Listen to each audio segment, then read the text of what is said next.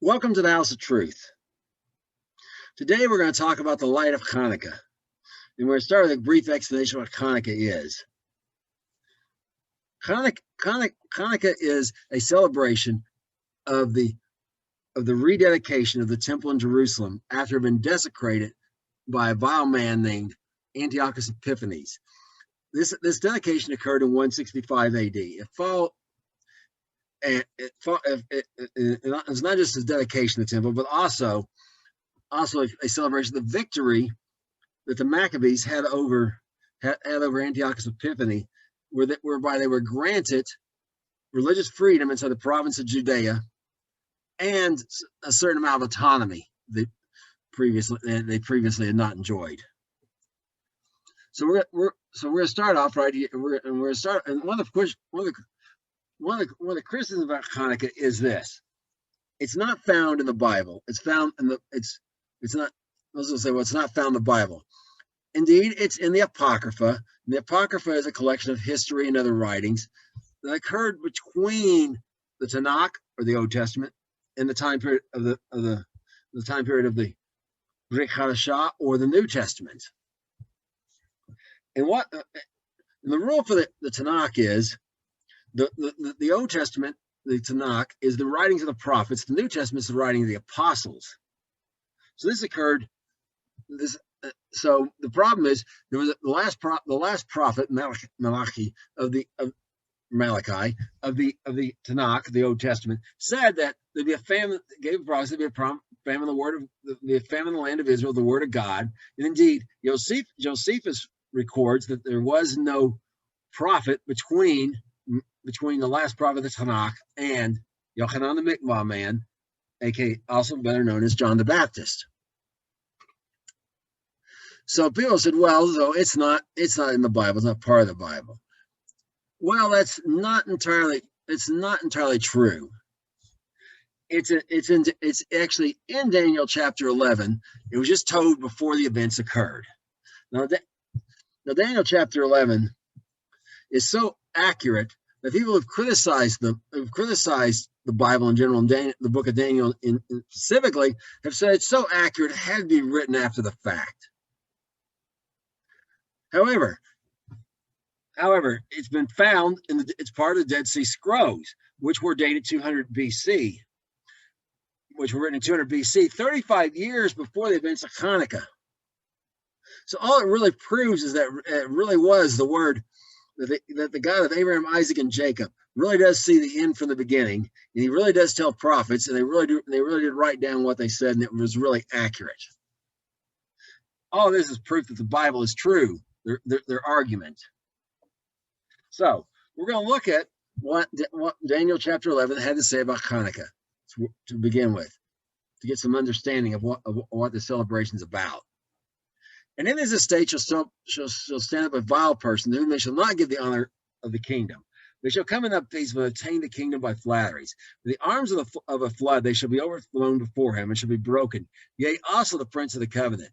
And after the league made with him, he shall work deceitfully, for he shall come up and be strong with a small people. Okay, this is Antiochus Epiphanes, the villain of Chanukah, which is referring to here.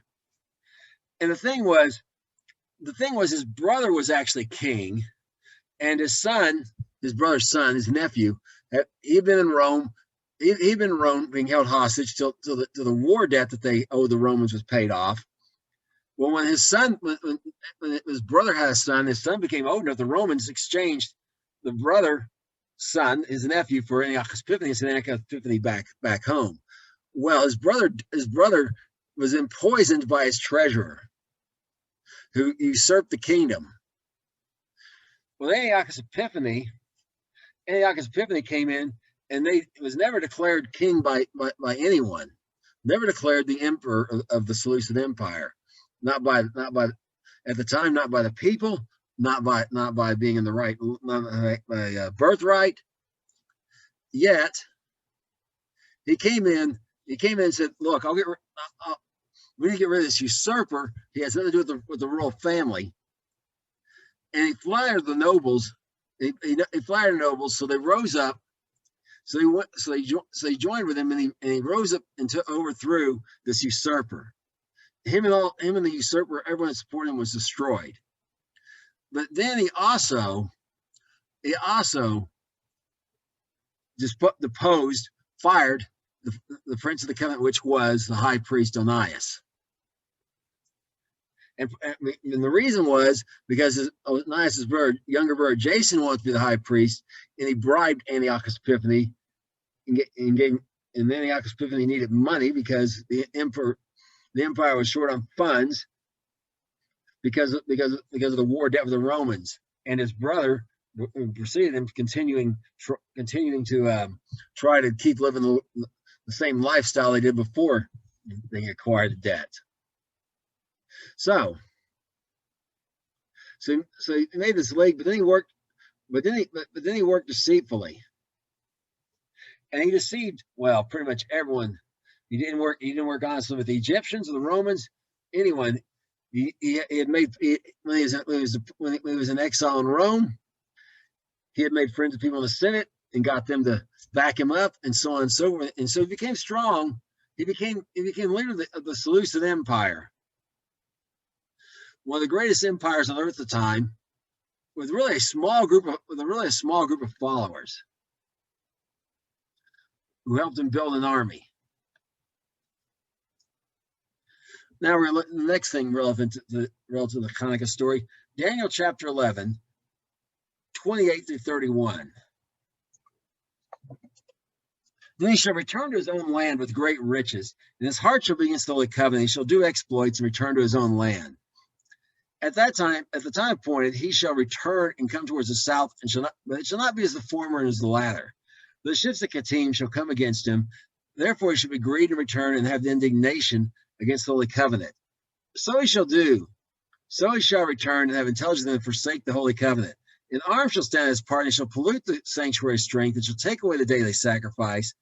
And they shall place the abomination that makes desolate. Okay, now the Seleucid Empire, after Alexander the Great died, his empire got broken into 4 smaller mini Greek empires, and Seleucid was one to the north of Israel, and the Ptolemy there in Egypt to the south of Israel was another one. So he wanted to go. He did these exploits, came down, and he went, but he had to return to his own land. He had to return to his own land to deal with problems. Well, when he did this, he went against the Ptolemy Empire and gained some wealth and stuff from them, and through his deceitfulness and through some bits of military action.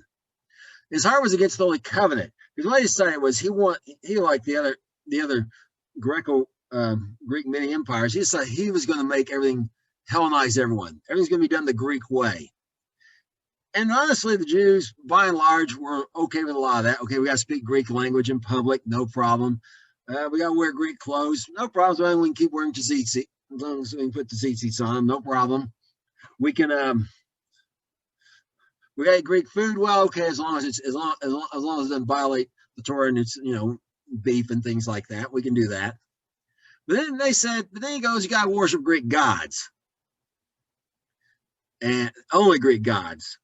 Well, that was when his heart was against the Holy Covenant, because the faithful were saying, the faithful of Yahuwah were saying, nothing doing. We got a Holy Covenant against God. So he is determined to destroy this thing out of the land.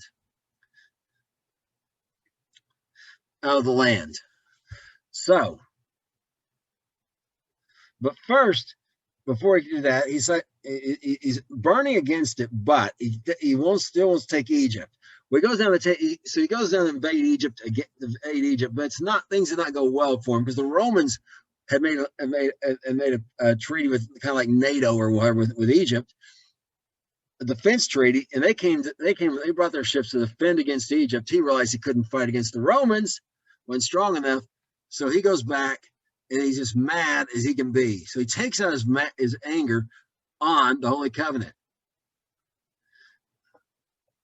Now, the thing was, the thing was, not every Jew in Judea or scattered in other parts of his empire was really faithful to the Holy Covenant. So he made intelligence with those that forsook the Holy Covenant. This isn't Gentiles. These aren't idol worshippers. They couldn't forsake something they didn't have. This is Jewish people. So he comes up with a plot with them. I mean, they're all, and they help him. It's not just his army, his Greek army comes in, but they help him.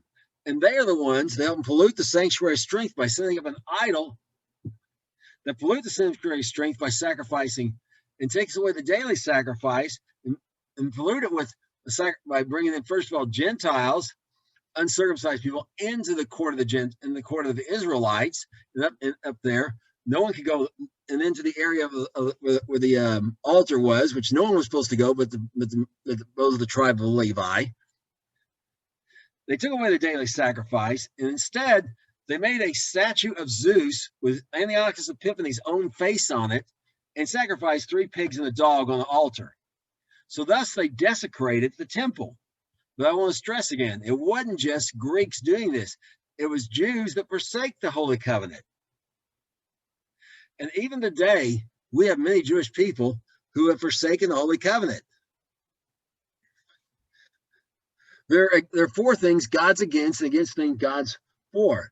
And a recent example was Ruth Ginsburg, the Supreme Court Justice. Her rulings were contrary to the Torah. She was against the Holy Covenant. And I give you many more. But again, not all Jewish people, as we're going to see. So there's division here. It's not just Jew against Greek. It's often, a lot of this, the Chanukiah story is really Jew against Jew. All right, we're going to continue on here in Daniel 11:32 through 35. And such as do wickedly against the covenant shall he corrupt by flatteries. But the people that know their God shall be strong and do exploits. They understand among the people shall instruct many. Yet they shall fall by the sword, by flame, and by captivity, by spoil many days. Now when they shall fall, they shall be helped with a little help, but many shall cleave to them with flatteries. And some of them of understanding shall fall to try them, to purge, to make them white, even to the time of the end, because it is yet for a time appointed. Okay, now notice there's those who do wickedly against the covenant. Again, primarily talking about Jewish people, not some of the Greek invaders, or the Greeks that were of the Seleucid Empire, but some about Jewish people that did wickedly against the covenant. Those are the ones he corrupted by flatteries. They joined him. They had no problem. Eat pork, go through a fake, don't circumcise our children, don't read the Torah, no problem. As long as things go well with us, and you keep giving us free stuff and free money, we're good with it. Because he did that. He is very liberal distributing what he took among whoever helped him. Give us some of the temple gold. We'll help you take down the temple, which he did and they did. But it wasn't all Jewish people. The Jewish people that knew their God, that knew Yahweh, the God of Abraham, Isaac, and Jacob, were strong and did exploits. This is the Maccabees. They stood up against this tyrant. And at Beth Horon, they defeated the army of one of the greatest empires in world history. They were outnumbered. Probably 100 to 1 would probably not be an exaggeration. The Antiochus Epiphanes' armies had war elephants.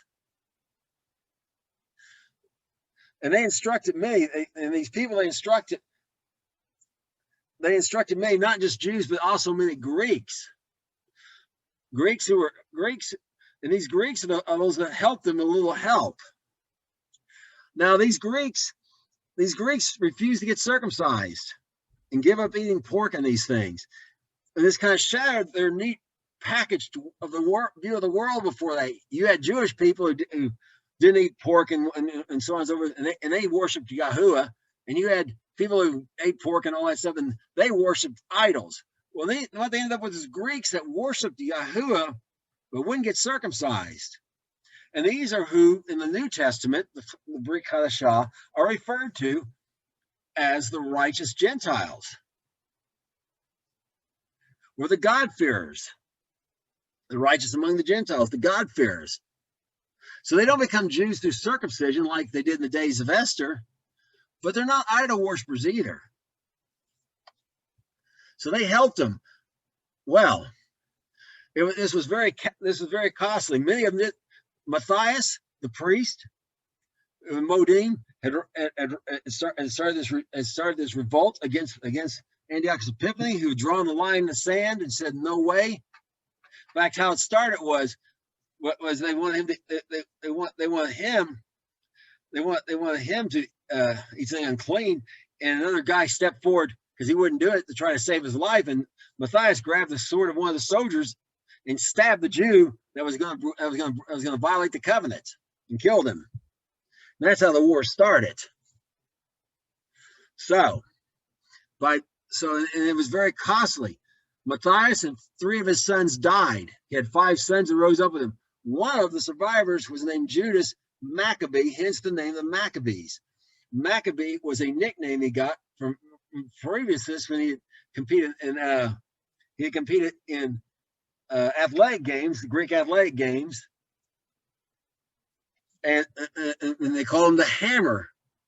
And then he got reinforced when he hammered against the Greek army of Antiochus Epiphanes in this war. Well, after they won that, there were many Greek cities still inside the territory of Judea. So the Greeks were there, flattered him, but they did not really cleave to them. They cleaved them with flatteries, but they weren't really. That's because they were afraid, and they had to live among the Greeks. And this is the Galilee Gentiles. These are these Greek cities that surrounded where Yeshua lived. Okay, they were already there. This is why they were allowed to stay. But this is a picture of the time of the end. Antiochus Epiphanes is a picture of the Antichrist, but it's not about the Antichrist. Those passages start following this. So now you got some background of Chanukiah and the fact that it is in the Bible. It was just written ahead of time. So now we're going to look at some criticisms about celebrating about the way Chanukiah celebrated, and we're going to see what the word says about that. And one of the criticisms about how Chanukiah celebrated is about this fact about the dedication of the temple. The rededication, because it was dedicated on the 25th day of the 9th month, Kislev, or Kislev, depending what you prefer, and that was at 3 years to the day that Antiochus Epiphanes had dedicated it to himself. So, criticized and said, and the way they dedicated it was different than what the dedication of the.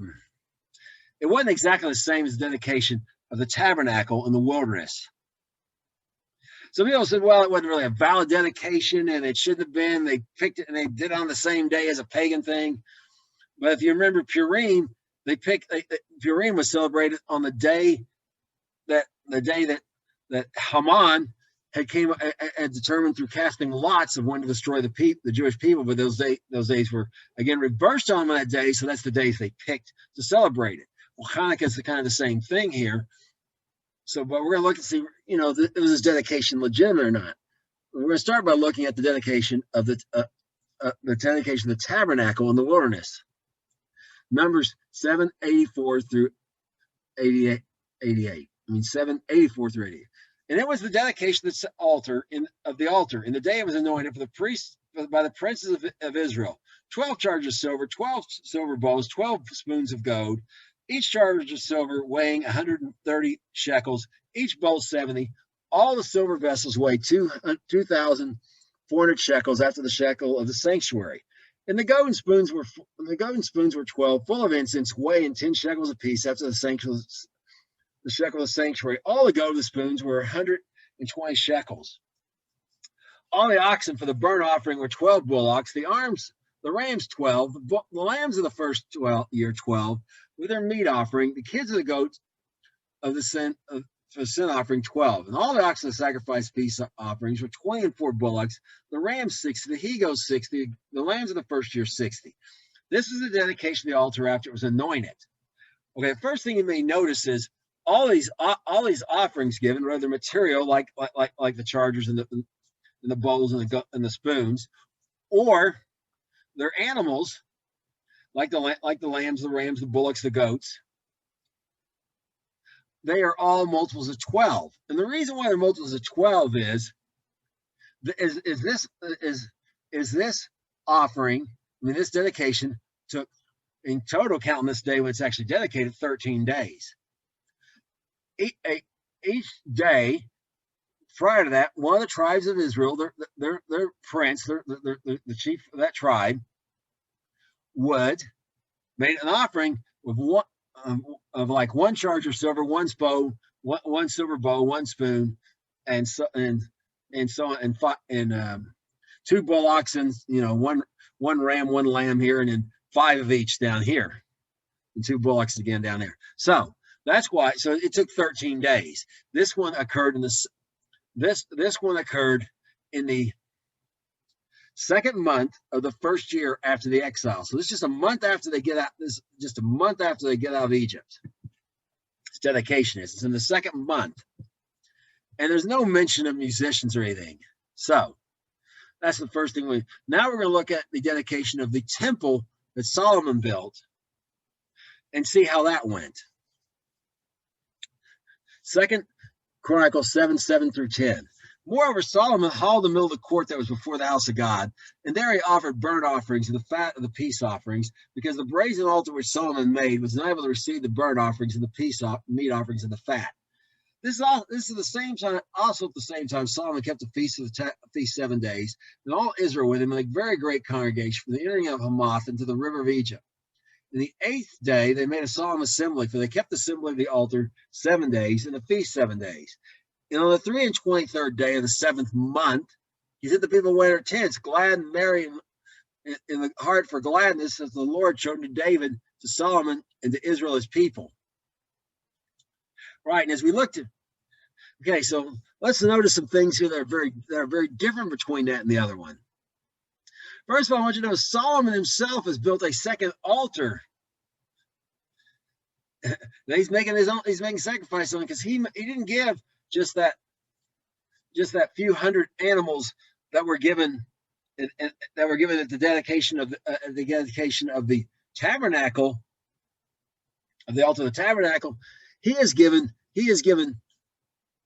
tens of thousands of animals, way too much to fit on the regular altars. He made a much larger altar, not in the area where only the Levites could go, but outside that area, where he himself made sacrifices.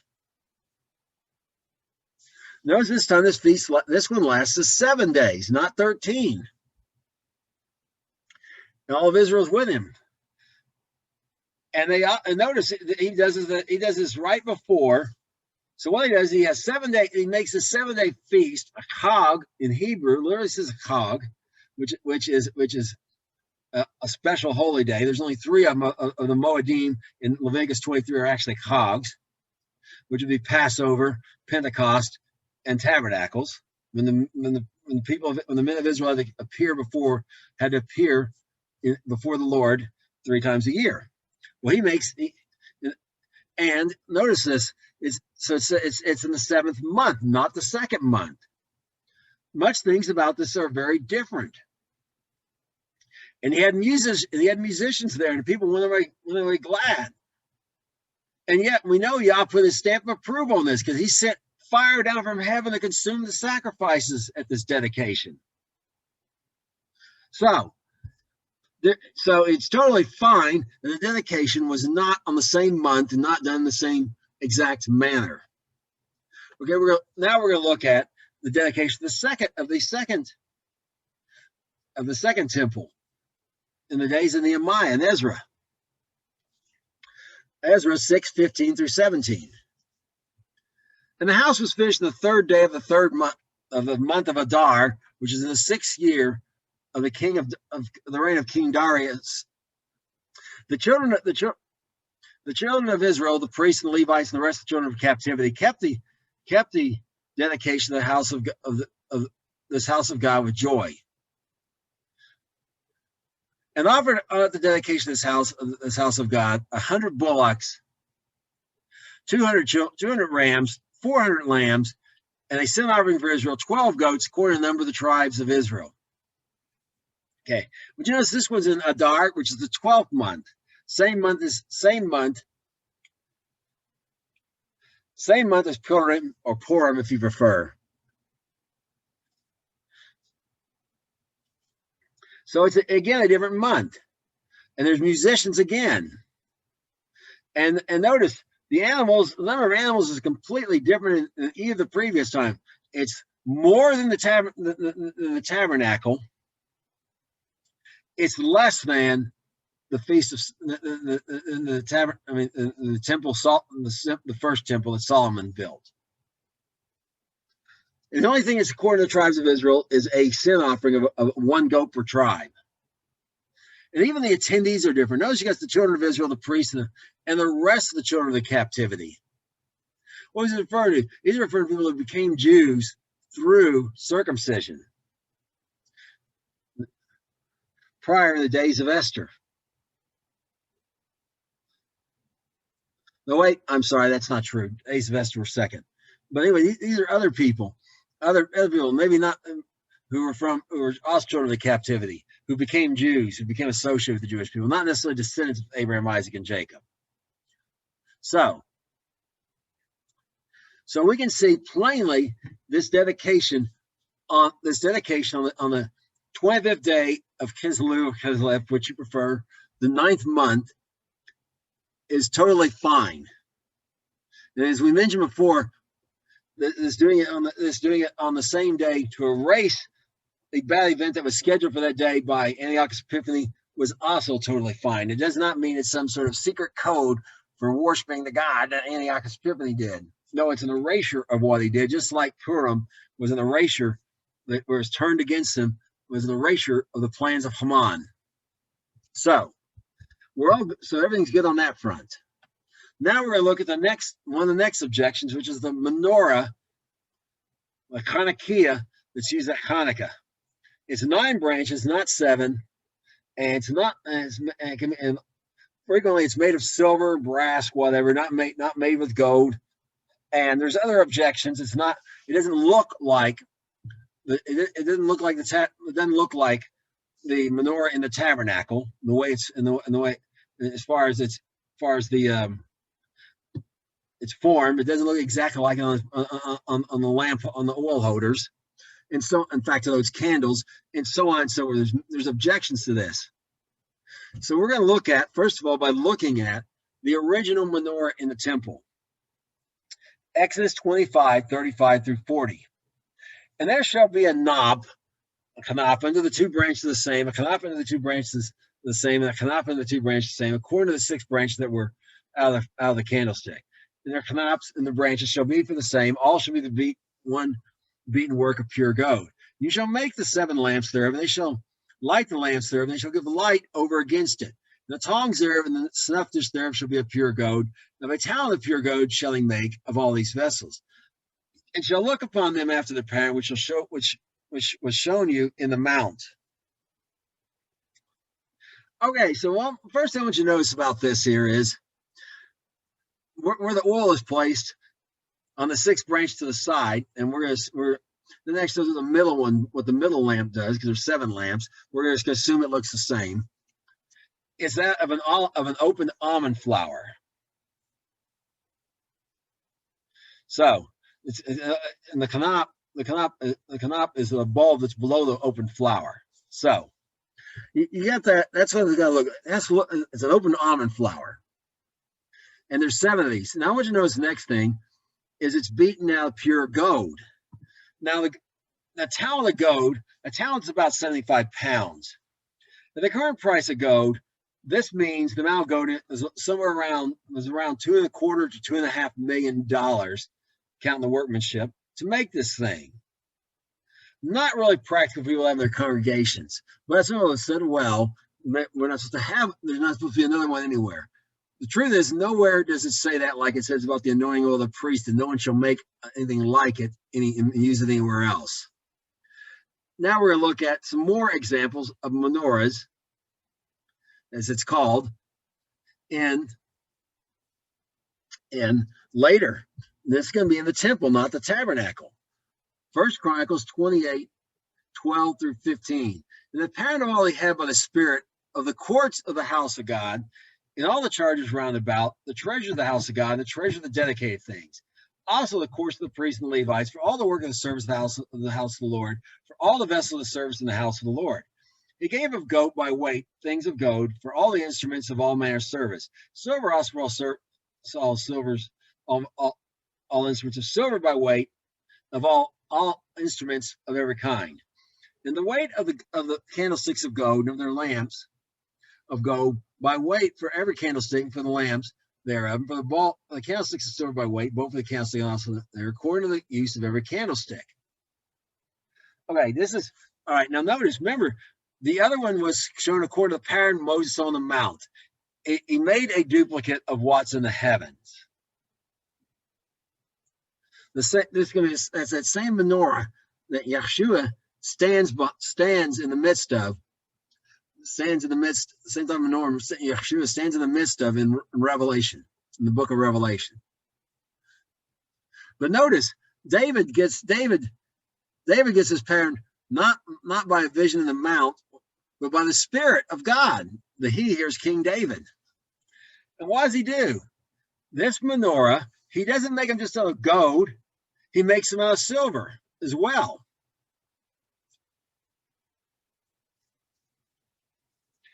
And he doesn't make just one, he makes more than one.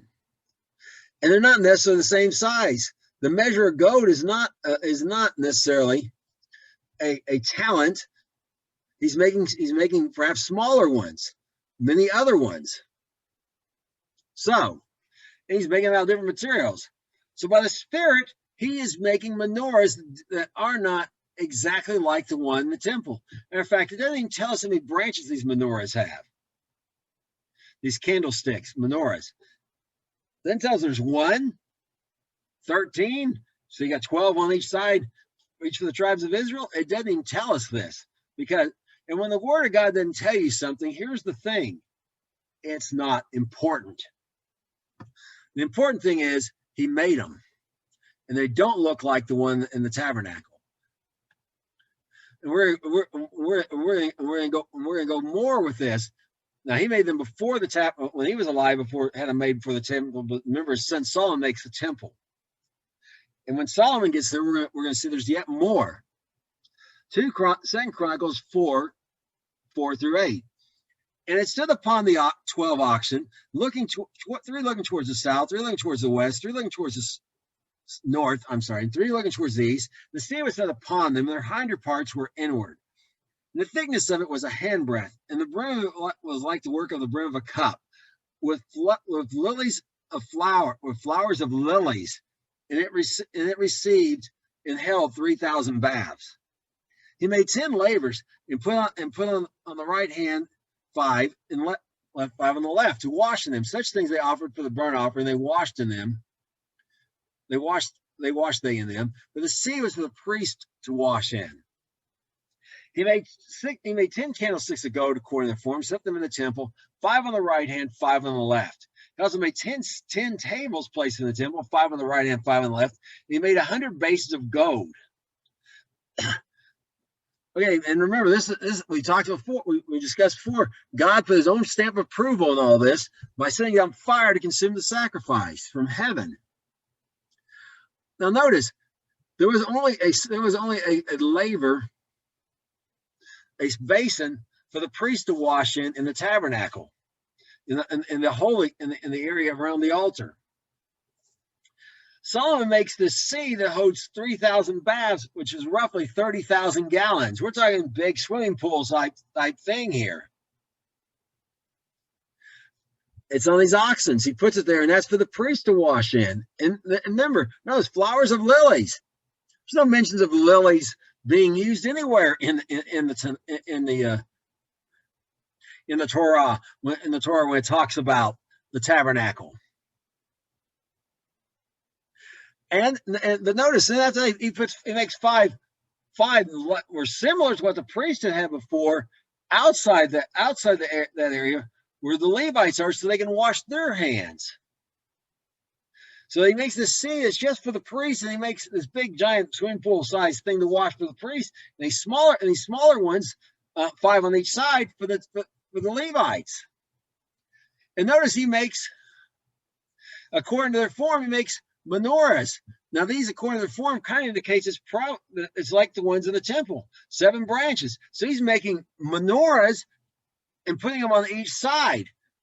There's 5 on each side, and he's making 100 bases of gold for the other people to wash concerning the sacrifices. Now the lavers were for things that were going to be sacrificed to be washed in, but these are the regular people to wash their hands in.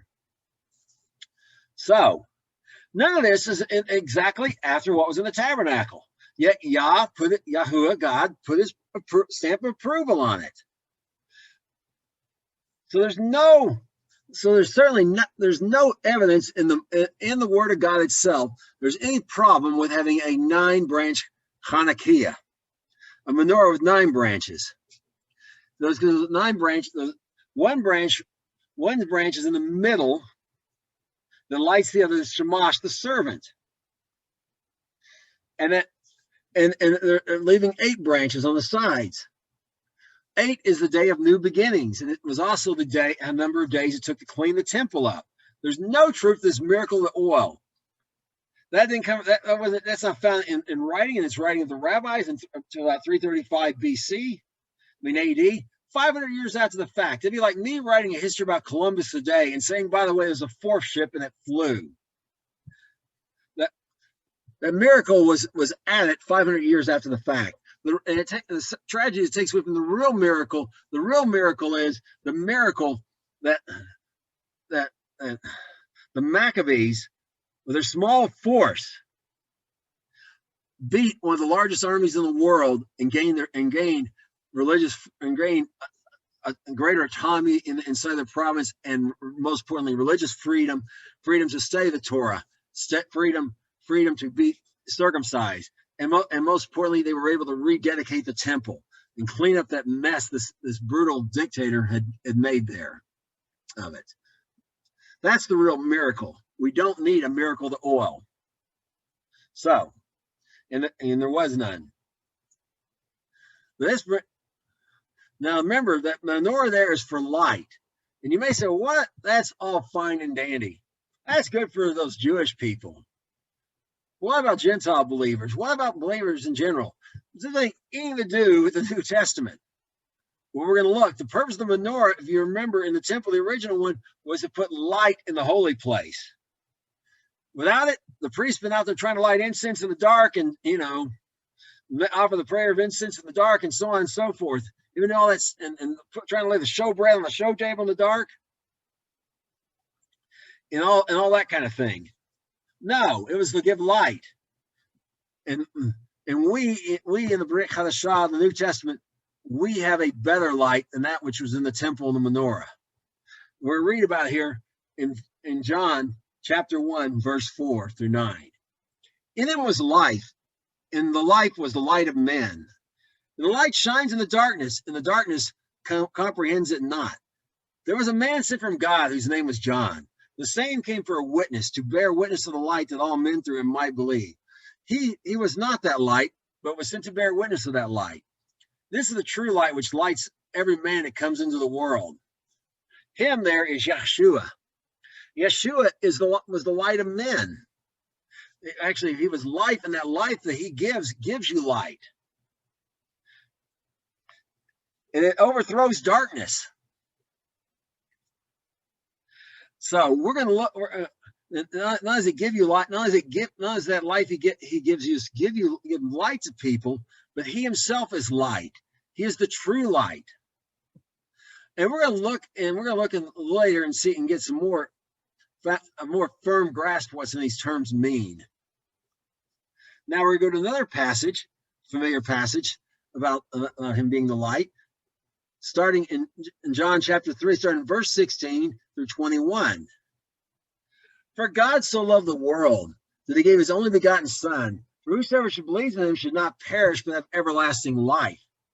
For God sent not his Son into the world to condemn the world, but that through the world through him might be saved.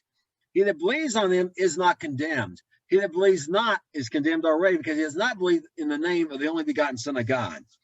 And this is the condemnation, that the light is come to the world, and men love darkness rather than light, because their deeds were evil. Everyone that does evil hates the light. Near comes the light, lest his deeds should be reproved. But he that does truth comes to the light, that his deeds may be manifest, they wrought in God. So, I want you to notice this. Again, notice this connection between life and light. Everlasting light. Not just a temporary postponement of death, like whenever a fireman saves someone out from a burning building, but everlasting life. And notice that the light is not to condemn people, but it is to expose their sin, so they can turn from it and live. But it's not to bring condemnation.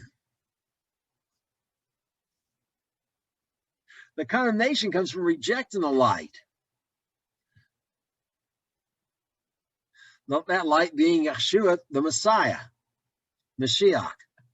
Okay, we're going to look at another one about Yeshua, the Mashiach being the light. That is to say, Jesus Christ, the Messiah. Revelations 21, 23 through 27. And the city had no need of the sun, neither the moon to shine it, for the glory of God did lighten, and the Lamb is the light thereof. The nations of them which are saved shall walk in the light of it, and the kings of the earth do bring their glory and their honor to it. And the gates of it shall not be shut all day by night, at all by day. For there shall be no light there, and they shall bring glory and honor to the nations of it. And they shall no wise do anything that defiles, neither shall any whatsoever works abomination or makes a lie, but they which are written in the Lamb's book of life. Again, notice again the connection, the Lamb's book of life and the light being the Lamb being Messiah, the Lamb slain before the foundation of the world, the Lamb that took away the sins of the world. He is that light here. And notice the nation, who's going to come in there? The nations that are saved, the Gentiles that are saved, are going to walk in the light of it. And also, I would say among the Jewish people, the Jewish nation, only those that are saved. But notice that light, because there's that light, there's nothing sinful in that place.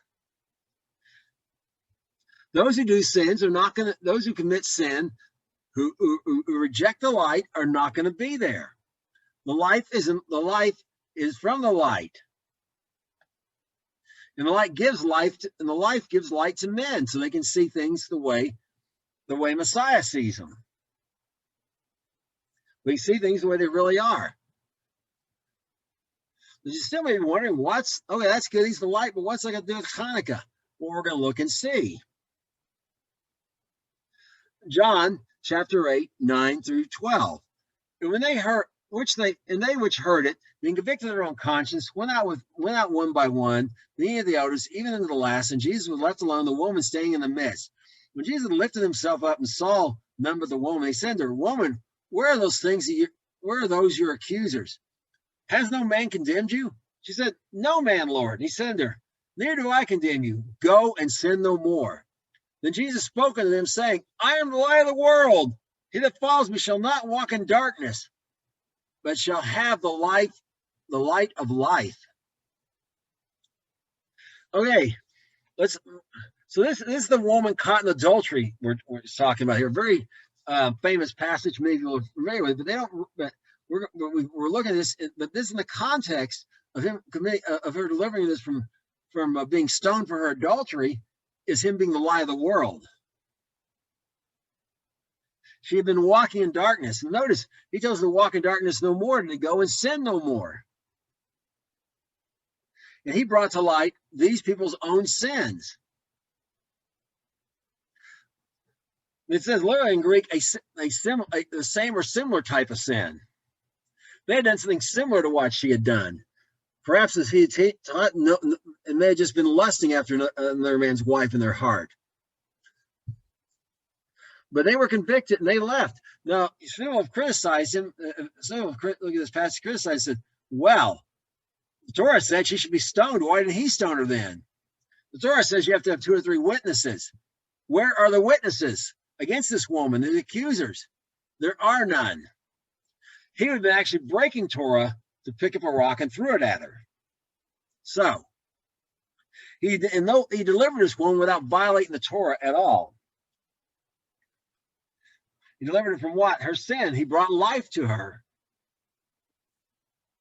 Because people do not walk in darkness, then they'll have the light of life. Darkness being sin. Okay, so now we're going to look at another familiar passage here in John chapter 9. Another story many people are concerned with. Verses 3 through 7. Jesus said, neither has this man sinned nor his parents, but that the works of God should be made manifest in him. I must work the works that sent me while this day. The night comes when no man can work. As long as I am in the world, I am the light of the world. When he thus spoke, he spat on the ground and made clay of spittle and anointed the eyes of the blind man with clay. And said, go into the pool of Siloam, which being interpreted is sent. He went his way, therefore, and washed and came seeing. Okay, now notice here. First of all, first thing Yeshua does is he's clearing up a misconception his own disciples have. They got this teaching from the rabbis. Now, when someone has this kind of problem, like they're born blind with some sort of defect or whatever, that's because either they sinned in a previous life or their parents sinned. And now they got this ideal of rabbinic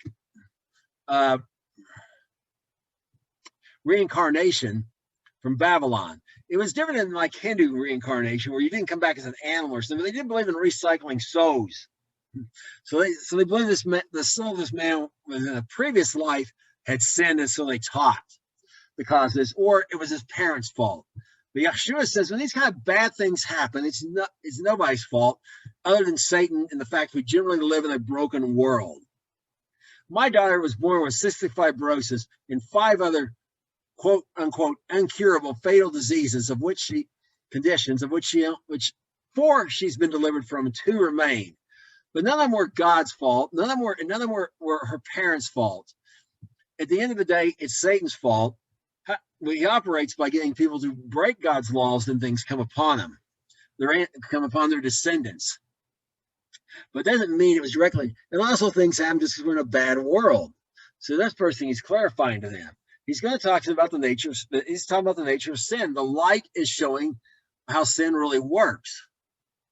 That you don't have to personally sin for something personally bad to come upon you, or your ancestors, for that matter. Just living in a world where sin has control is enough. So, but he is the light of the world. He came to be light in this world. And he reveals it. And now so because he's the light of the world, what's he do with the man that's blind? He causes him to see. When the light came in, the blind man saw. Now, we're going to the next chapter, John 10, 21 through 25, and tie all this here and show what it has to do with Chanukiah. Others said, are these not the words in it has a devil? Can a devil, right, these are not the words in it has a devil. Can a devil open the eyes of the blind? And it was at Jerusalem, the feast of dedication, and it was winter. And Jesus walked to the temple and Solomon's porch.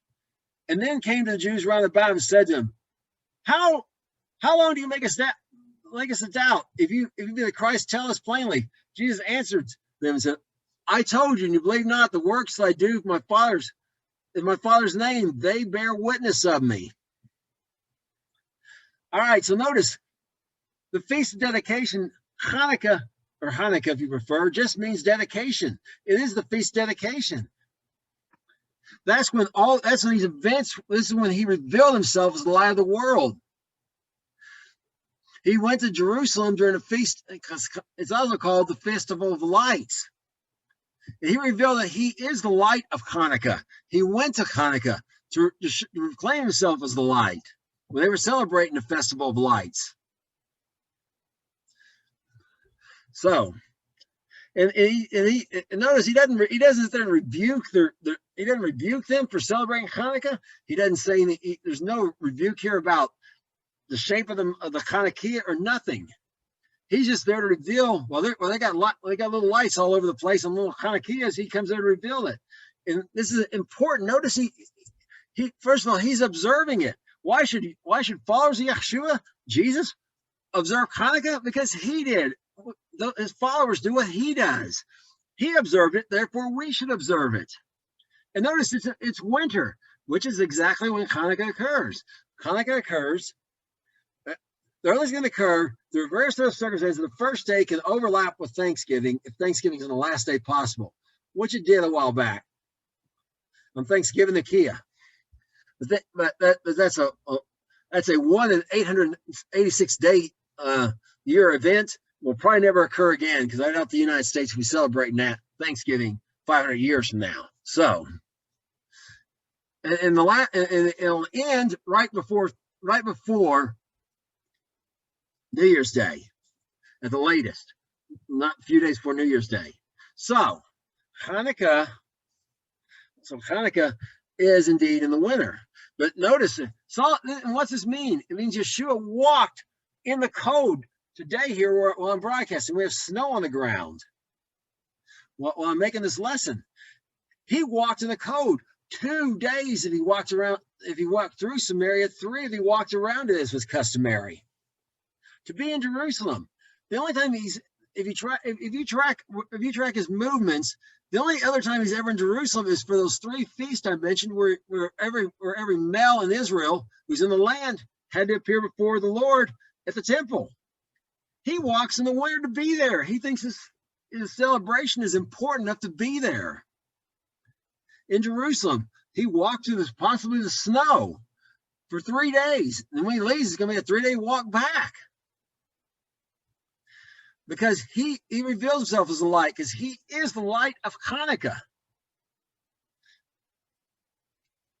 It's that dedication. It's not about the rededication of the temple. It's about the rededication of his people to their God. It's about our rededication, which we're going to see as we look through here. We're going to start by looking at what it means to what having the light in us means. We're going to start here with his words in Luke 11:33-36. No man who lights a candle puts it on a secret place, either under a bush or on a candlestick, that they may come and see the light. The light is the life of the body. The light of the body is the eye. Therefore, when the eye is single, the whole body is full of light. When the eye is evil, the whole body is full of darkness. Therefore, take heed that the light which is in you be not darkness.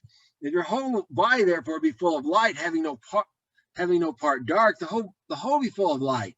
When the light bright shining of a candle does give you light. Okay, so what? Notice a candlestick or a Chanukiah is a type of candlestick, it's a type of menorah. So you put a light on there. Why? To give light. And again, he's the light of Chanukah. Now notice when it's a single, it means whole. But when it's evil, it doesn't mean evil like the evil eye. It means diseased, damaged. When it can't see, your whole if your eyes are damaged, everything's dark. So when your eye is completely well, you can see clearly. And that's what a light helps, is those who have eyes that can see. He is, and now if I'm hung up on candle, yes, they had oil lamps then. The King James guys translate candles. But we've already looked at the fact the form doesn't have to be the same. A candle is fine. You don't have to burn oil. If you want, you can if you want to, but you don't have to burn oil. A candle is fine. In fact, my daughter, when she goes in the hospital, I bought her an electric Chanukiah, and every day we just We screw in the light. We screw in the light to make it to do it. So there's do not get hung up on the form again. The important thing is Yeshua is the light of Chanukah. 1 Thessalonians 5, 2 through 6. For yourselves know perfectly that the day of the Lord so comes as a thief in the night. And when they shall say peace and safety, then suddenly destruction shall come upon them as a travail upon a woman with child, and they shall not escape. But you, brethren, are not in darkness, that the day should overtake you as a thief. You are the children of light, and as the children of the day. We are not of the night nor of the darkness. Let us therefore not sleep as others do, but let us watch and be sober.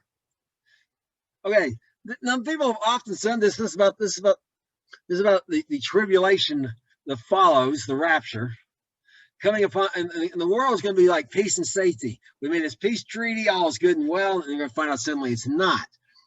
It's not, and they're going to be taking the thief. That day is going to come upon them as a thief in the night, but not upon us, the children of light, those who have Messiah's word in us, the light that gives light, the life that gives light to us.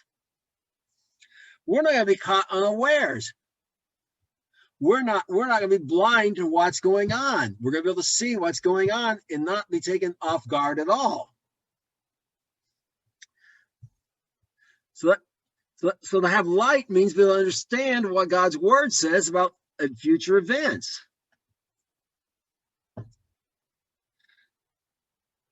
First John 2, 8 through chapter 2, verses 8 through 11.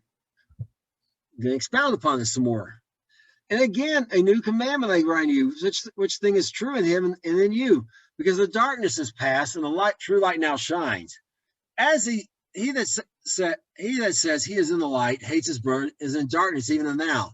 He that loves his brother abides in the light, and there is none occasion of stumbling in him. He hates his brother in darkness and walks not in darkness and knows not where he goes, because that darkness has blinded his eyes. We have the light of Yeshua, the light of Chanukiah in us. We're not gonna hate people. We're gonna see the world the way Yeshua says. Those who do not know Yeshua are blind. And the Torah says, enough of a stumbling block in front of a blind person. Because they're blind and we have sight and we can see they're blind, we're going to be like Yeshua on the cross. And he says, forgive them. They know not what they do. We're not going to trip over things that they're going to trip over. We're not going to put things in front of them. And we're going to look a little bit later about how we can put things in front of to trip them up. But we're not going to do that because we can see things as they clearly are. So therefore, we're going to love our enemies. We're going to pray for those that spitefully use us and persecute us. We're going to bless those that persecute us because we see how things really work, because we have the light that gives us light inside of us. The light of Chanukah is shining in us. Matthew 5, 14 through 19. You are the light of the world. A city that is set on a hill cannot be hid. Neither do men light a candle or put under a bushel, but on a candlestick, for it gives light to all in the house. So let your light shine before men, that they may see your good works and glorify your Father which is in heaven. Think not I am come to destroy the law or the prophets. I am not come to destroy, but to fulfill. For verily I say to you, till heaven and earth pass, not one jot or tittle shall no wise pass from the law till all be fulfilled. Whosoever therefore shall break one of the least of these commandments to teach men so, he shall be called least in the kingdom of heaven. But whosoever shall do and teach them, the same shall be called great in the kingdom of heaven. Okay, so not only is Yeshua the light, he was in the light as long as he was in the world, but he left it. Now we're the light of the world. We're that city that cannot be on the hill that cannot be hid. And how do we get that light? We just like the shamash, the center candle, which represents Yeshua, who was in the midst of the candlesticks in Revelation 12, in the center. That shamash lights the other candles. We've been lit. Now that we have the light he gave us, we are the light of the world. And again, notice this reference again to a candlestick, which could also be a menorah or a Chanukiah. So, So we're going to let our light shine before men, but how do we do that? The answer is by keeping Torah, which Yeshua says right here. He didn't come to destroy the Torah. He didn't come to, but to fulfill it, is to show us the right way to keep it. Notice, not even a little part of a letter is going to pass away until all be fulfilled. As long as there's heaven and earth. Notice, till heaven and earth pass. I can look out my window. Heaven and earth are still here. So what's the deal here? So how are we like by keeping even the least of the commandments, teaching other people to do so? Now that's not how we get into the kingdom. Notice, those who teach people to break those commandments and do so are still in the kingdom, but they're not going to have a higher place in the kingdom. If you want the higher place in the kingdom, you need to keep the least of the commandments of the Torah and teach other people to do so. That will make you great in the kingdom, because that is how that is what you do to shine. That's the light of Chanukiah that Yeshua is. That we know how to be light to people by keeping the commandments of the Torah in the way God always intended, which is what the rest of the Sermon on the Mount's about. It's all the Pharisees who the rabbis came from said, do it this. Keep the commandments this way. I'm going to keep it that way. Keep it the way God always intended. Yahuwah always intended. As Yeshua expounded to us in Matthew chapter 6 through 7, the rest of the Sermon on the Mount. Okay, well, it's some more about us being the light. Ephesians 5, 8 through 14. You are sometimes darkness, but now you are the light of the world. As children of light, for the fruit of the Spirit is in all goodness and righteousness and truth. Proving what is acceptable to the Lord. Have no fellowship with the unfruitful works of darkness. Rather reprove them. For it is even shame to speak those things which are done in them in secret. But all things are proved or made manifest by light. For whatsoever it is makes manifest is light. Therefore he says, awake you that sleep, and rise from the dead, and Christ shall give you light. That's the same Messiah. So notice, because we can't keep the Torah on our own strength. In Romans 8, it says the carnal mind cannot it's not subject to the law of God, neither can it be. But if we're followers of Yeshua, we've been given the mind of Christ. But how do we keep it? Well, the law could not do through the weakness of the flesh. Now, through the Spirit, we can do. And the fruit of the Spirit is going to cause that. If you follow the Spirit, you're not going to fulfill the lust of the flesh. So you're not going to do things contrary to the Torah. All the Torah is wrapped up in one, wrapped up in just as simple as this: love God, love people. You shall love the Lord your God with all your heart, soul, and mind, and strength. You shall love your neighbors yourself. And this is all the commandments of the Torah. If you love your neighbor, you're not going to steal from him, sleep with his wife, and try to kill him and kidnap his children, and so on and so forth.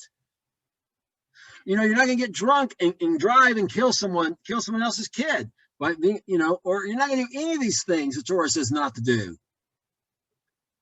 because of the Spirit of God in you. But we are light in the Lord. We were darkness. We were also, remember, do not forget, you were also once blind, but now you see. The light has come into you. We are also the light of Chanukiah. We are those other candles. That 8 is not just the number of days of dedication. It's the number of new beginnings consistently through the Bible. We were given a new beginning. And there's 9 gifts of the Spirit, 9 fruits of the Spirit, and 9 candles on Chanukiah. No coincidence. So we are the light of. It's through the Spirit that we are the light of Chanukiah. Not to say we're any greater than the Shamash, the sinner one, who lights the rest of us, because that is the one that gives us light. And we have not. We have nothing to do with those things of darkness. We bring them to light. We reprove them. And again, not to condemn people, not to destroy people, but to turn them from sin so they may be saved, so they may also come into the light. Philippians 2:12-16. Wherefore, my brethren, as you have always obeyed, not only my presence, but so much for my absence, work out your own salvation with fear and trembling. For it is God that works in you both to will and to do of his good pleasure. Do all things without murmuring and disputings. Be blameless and harmless, the sons of God, without rebuke, in the midst of a crooked and perverse nation, among whom you shine as lights in the world, putting forth the word of light, that may have a word of life, that may rejoice in the day of Christ, that have not run in vain, nor labored in vain. So notice some things here. Again, this connection, the word of life to light. We are the lights of Chanukiah. He's the light of Chanukiah. We're the lights of Chanukiah. We bring the light by bringing people what? The word of life. God's word was meant to not to bring them into condemnation, to destroy them, but to save them from the condemnation of hell, of eternal separation from God. And notice, it's not just, we're not doing this in our own strength. It's God himself, the Father, that works in us to do it well and to do his good pleasure. He gives us both the desire and the ability to do what he wants. So we're to live differently than everyone else in this world. They should be able to see that we're different. So we're to be ever conscious of our we're to obey the gospel. The gospel is to be obeyed. And that starts right from the Torah. God said to Moses, I'll raise up a prophet like unto you, whom people must obey. Whoever does not, I'll require it of him. So our light shines by our obedience. So we too are the light. We are the lights of Chanukiah, lit by the light of Chanukiah, showing the light of the Father through the Spirit, who gives us light, understanding, reveals to us the things to come, and makes the word of God plain to us so we understand it. Second Corinthians 6:14-18. If you be you not unequally yoked together with believers, what fellowship has righteousness with unrighteousness? And what communion has light with darkness? And what accord has Christ with Belial? And what part is he that believes with an infidel? What agreement has the temple of God with idols? For you are the temple of the living God. For as God has said, I will dwell in them and walk in them and be their God. They shall be my people. Therefore come out from among them and be you separate, says the Lord. Touch not the unclean thing, and I'll receive you. I'll be a father to you, and you shall be my sons and daughters, says the Lord Almighty. Okay, so notice, if we're light, light and darkness cannot dwell together. If I come into a dark room and flip the light switch, and the light comes, the darkness leaves. We cannot be running around with wicked people, doing wicked things with them. We're to separate from them. They're darkness. We're light. Doesn't mean we can never talk to them, but we're not to live like them. We're to live differently. We're to live differently. We can't go around eating an idol feast, eating food offered to idols to honor an idol. So also we cannot be going around getting drunk and doing these things. Those who do not be deceived. Those who live like the world, who get drunk and fornicate, as they have sex outside of marriage, between a man and a woman, who commit homosexuality and things like that, will not inherit the kingdom of God. And what tells you so, it tells you can do those things, and you're once saved, always saved, and you just do those things. You don't have to work out your salvation with fear and trembling. Is a deceiver. We're to have nothing to do with the works of darkness. We're going to look at some more about this. 1 Peter 2:9-12. But you are a chosen generation, a royal priesthood, a holy nation, a peculiar people. You should show forth the praise of him who called you out of darkness into his marvelous light. In which time past you were not a people, but now the people of God, who have not attained mercy, but now have attained mercy. Dearly beloved, I beseech you, strangers and pilgrims, abstain from fleshly lusts which war against the soul, having your conversation honest among the Gentiles, that whereas they speak against you as evildoers, they may by your good works which you shall behold glorify God in the day of visitation. So notice, we're a peculiar people. We're not supposed to live like everyone else. They will say, there's something different about that guy. There's something different about that girl. Why won't they go around and do what we do? Why won't they go drink with us? Why won't they go? Why are they like no contract, no contact? Won't even so much as kiss or hold hands till they're married. What is with these people? The world's going to notice. And notice conversation here doesn't mean the way you speak. It's matter of life, the Greek word means matter of life. Chanukiah in Hebrew. It's be honest among the Gentiles. Notice, we are not really considered part. If you were a Gentile before then, those that were not a people, because there was no single people called the Gentiles, this is what they call all the other nations, are now the people of God.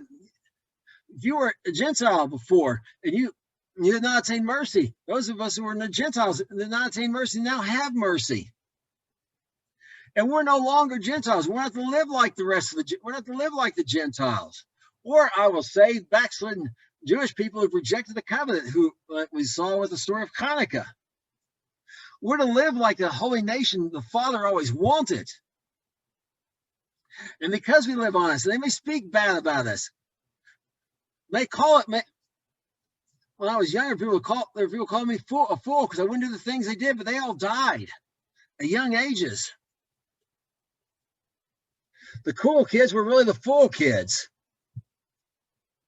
But in the day of visitation, the day will come when they will see. They will glorify God, seeing that we followed God, and it was the work of God in our life. And avoid the lust of the flesh. They'll kill you. We're going to wrap up with this final passage here from 1 John 1:5-7. This is the message we've heard from him, declaring to you that God is light and in him is no darkness at all. If we say we have fellowship with him and walk in darkness, we lie and do not the truth. But we walk in the light as he is in the light. We have fellowship with one another, and the blood of Jesus Christ, his son, cleanses us from all sin. Okay, God is the light of Chanukiah. Messiah is the light of Chanukiah. Because he has seen the Father, has seen the Son. We are the lights of Chanukiah if we do not walk in darkness. If we do these things the world does, then we are not separated from them. In fact, we're not even be separated in our music we listen to. The words we'll use terms like sacred and secular music. What's secular mean? It means of the world. We're not to love the world, the things of it. We're not to be playing on a regular basis secular songs. And those things are about the lust of the flesh that will kill us. We're to play songs that uplift God, that give glory to Yeshua, that draw men to the light, not that speak of the evil works of darkness that we're to avoid. We're not part of that. Because we do that, we are going to be a stumbling block to people. If we tell them with our mouths, I'm a follower of Yeshua, but we do the things he tells us not to do, it's not their fault. They're confused. We are sending a mixed message, one with our words, our mouth, one with our actions. We need to be the lights. We need to be the lights of Chanukiah. We need to walk the talk. And look, we do not the truth. The truth is something you do. If we do not do the things that God says, we are not walking in the light. In the blood of Yeshua, it's not cleansed us from our sins. It's when we walk in the light, when we are the lights of Chanukiah, as he is the light of Chanukiah, that we have our sin, no longer become dirty from sin. We are kept clean from sin. So, not only is Yeshua the light of Chanukiah, we are the lights of Chanukiah. Those other 8 candles, those of us who've been given a new beginning, who are no longer, who once were blind, but now we see. We're that sitting on the hill, the lights into the world. That's all for this week. In the name of Yeshua, shalom.